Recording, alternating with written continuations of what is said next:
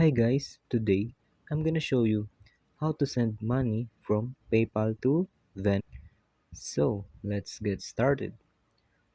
So I'm here in the PayPal Help Center. So I'm gonna introduce to you guys the so-called Visa Plus. So what is this?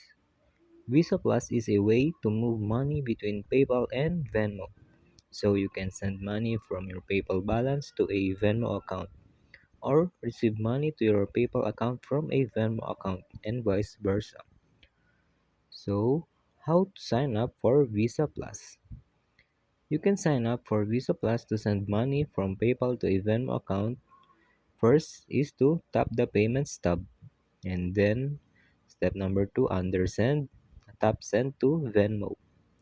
And step 3 is to the app will walk you through verifying your identity, just if needed, and setting up a pay name. And then the last step is you can tap agree and activate to set up your Visa Plus profile.